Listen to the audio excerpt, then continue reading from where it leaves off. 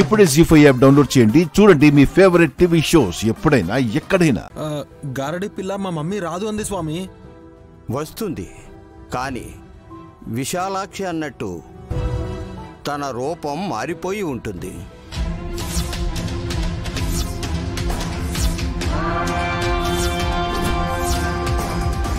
అమ్మని గుర్తుపట్టలేమంటారా? అదే మీకు పరీక్ష.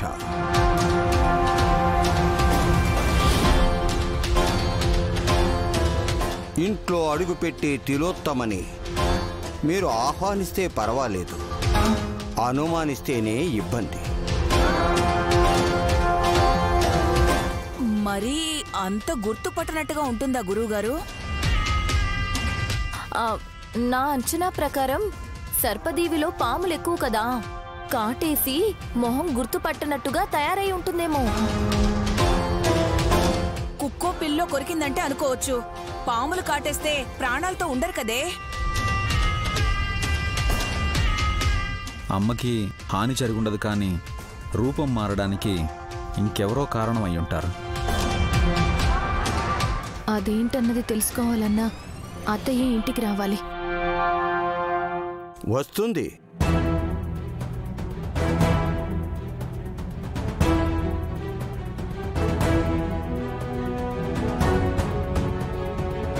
సర్పదేవికి వెళ్లిన వాళ్ళు తిరిగొచ్చారు అంటే నమ్మలేని నిజమవుతుంది స్వామి.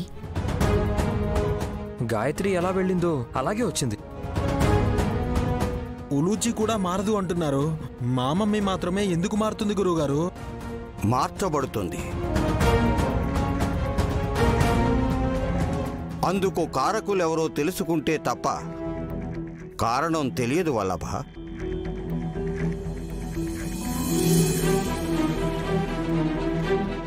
మరి గుర్తుపట్టేదెలా? పెద్ద బుట్టమ్మ గుర్తుపట్టచ్చేమో. నైని సర్పజాతినైతే గుర్తుపట్టగలను. దుర్మార్గపు జాతిని గుర్తుపట్టలేమా? హేయ్, నువ్వు నోరు మూసుకో. స్వామి, మరి అమ్మని గుర్తుపట్టేవారెవరు? గాయత్రీదేవి.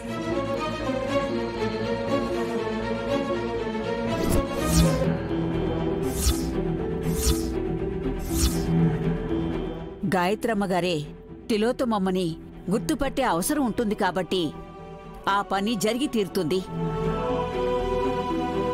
ఏంటా అవసరం?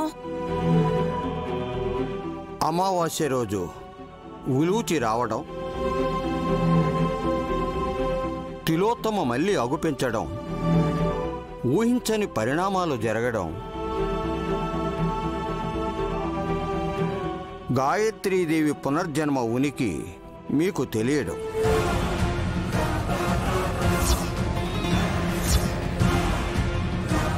ఎన్నో విషయాలు ఆ రోజు బట్టబయలవుతాయి. సిద్ధంగా ఉండండి.